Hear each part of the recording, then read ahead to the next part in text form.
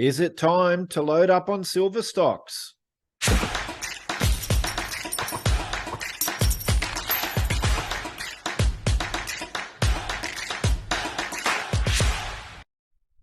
This video is brought to you by Interactive Brokers, ranked best online broker by Barron's for the 5th consecutive year. But more about them later in the video. Now, I'm not sure if you guys saw this interview that Keith Neumeyer did with Daniela Cambone on Stansberry Research a couple of weeks ago, but in it he said in 2022 there was 1.2 billion ounces of silver which was consumed, and miners produced just over 800 million ounces. So we've got that 400 million ounce deficit there. However, this year in 2023, he says production is about the same, so 800 million ounces, but consumption will be closer to 1.4 billion ounces. So there's a 600 million ounce deficit for silver. Now, you know, at the same time, recycling is very low. In fact, it's not even worth recycling a lot of silver. So, and it's hard to recycle a lot of silver. But what we might do is just cut to a short little 2-minute snip from this interview. I'll put the full interview as a link in the description below. We were both in Florida, BMO just wrapped, and you would have to agree that the focus was on critical metals. Huge focus. How many automotive companies were, we never saw that before. Even here at PDAC, I see all the signs like critical metals or the future. Yeah. Yet silver not classified as a critical metal. Mm-hmm. Does that bother you? Well, after 20 years, First Investor has been in business now for 20 years, and I've been harping the supply-demand fundamentals of the metal since the beginning. Yep. And then that's why I put the company together. And this year, or pardon me, 2022, we consumed 1.2 billion ounces of silver globally, and the miners produced about a little over 800 million ounces. This year, production is the same. Consumption is going to be about 1.4 billion ounces this year. And you're right, there's 15 automotive companies at the BMO conference, and they're all looking at lithium, the nickel, copper. Cobalt, right. Yeah, and I've coined the phrase, triple-digit silver. Yeah. Everyone knows me for that. But also, I look at silver as the glue. Mm-hmm. And this is something that the high technology companies, the Apples, the Samsungs, the Panasonics, the Teslas, the BMWs, they need to know this, because their cars or their technologies would not work without that glue.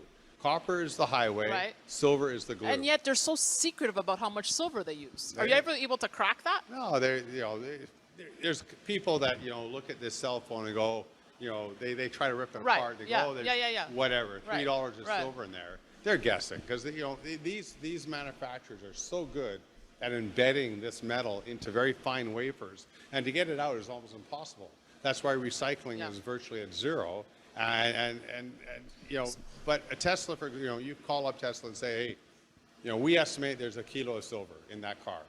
But of course, they're not going to tell us that, because they're afraid every institution in New York is going to front run. We've tried. I remember so many times calling up Apple and be like, tell us how much silver you consume, but you can't get those numbers. So here's the frustrating thing. For someone who's covered this sector for so long, and obviously for all the investors out there, is we know silver is needed. You speak to, I'll speak to the great geologists like Peter McGaw, who's saying there's harder and harder to find silver mines. Silver mines are now, like I said, mining gold. When will this be reflected in the price? If silver was that easy, we'd have more silver in our portfolio.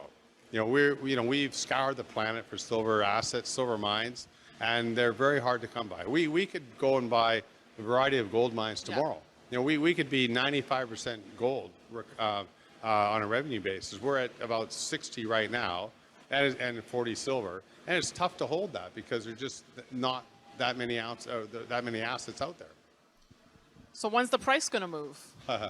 Yeah, well, you know me, I've been predicting triple digit for a long, long time, and it shocks me, quite honestly, that we can be in a 400 million ounce deficit. Well, there you go. And the price doesn't go up.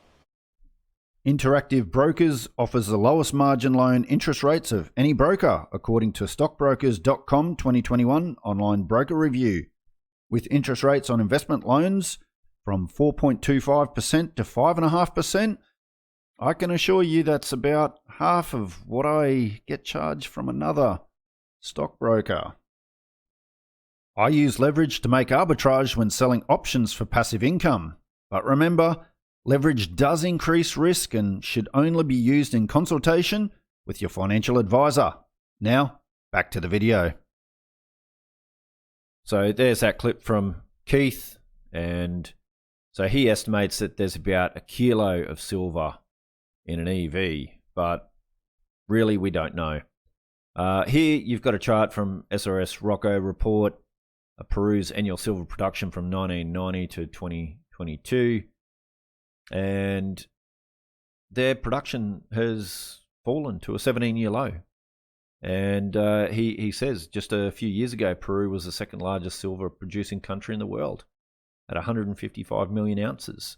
Last year it fell to 99 million ounces. He says something seriously wrong is happening in Peru. Well, same thing in Chile as well. In fact, if you look at the Silver Institute, really from about 2016 onwards, production has fallen since. I think China has now, in the last few years, China has overtaken Peru in that second spot. But then Australia, I think we're about fourth, and we produce, I don't know, it's about 45 million ounces, give or take. So, on a fundamental basis, as the world moves to this electrification of the economy, and as Keith says, that silver is the glue. Copper is the highway, silver is the glue.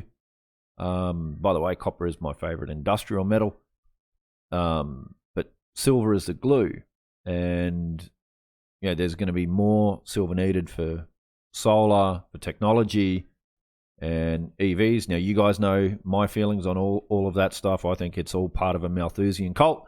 Actually, I don't think, I know.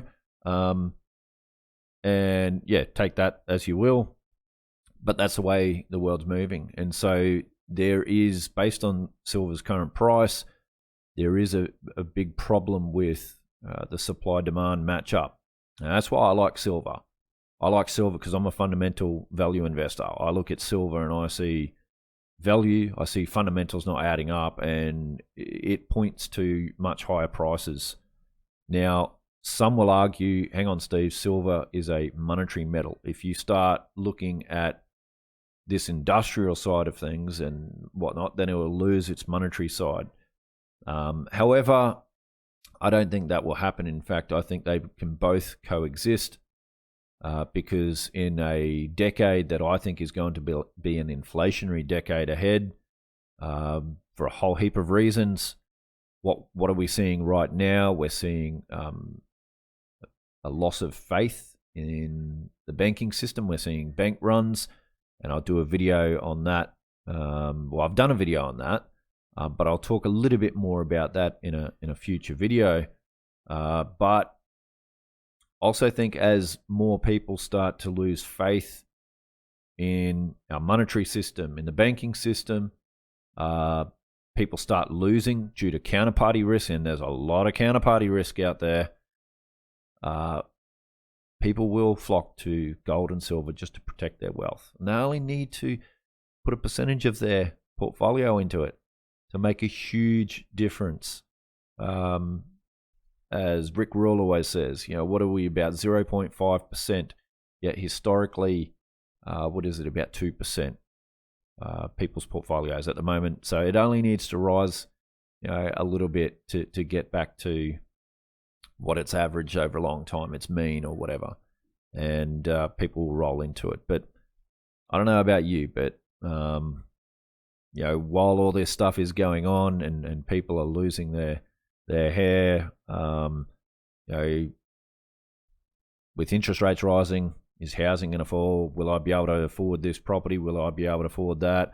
My margin loan on my tech stocks, my crypto assets, are you holding those in a cold storage or on an exchange? Just having your funds in a bank account. Counterparty risk. And even some of my short-term T-bills, my counterparty risk is the federal government. But with gold and silver, when you own it, when you hold it, there is no counterparty risk. So what do you guys think? Do you think this is the time to get into silver, to own some silver if you don't already. Could this be an opportunity? I'll let you guys make up your mind whether that is right for you. This is not financial advice, but I can tell you, I feel very comfortable knowing that I own an asset that has no counterparty risk. Anyway, guys, if you like this video, do us a favor, hit that like button. Really do appreciate it. Love to see your thoughts and opinions in the comments below. Take care, everyone, and I'll see you all again on another episode of Finance Uncut. And just a reminder, the information provided in this video is for education and entertainment purposes only. Nothing on this channel constitutes as financial advice. The information in this presentation is no substitute for financial advice, and all investors should seek advice from a licensed financial advisor having regard to your own objectives, financial situation, and needs.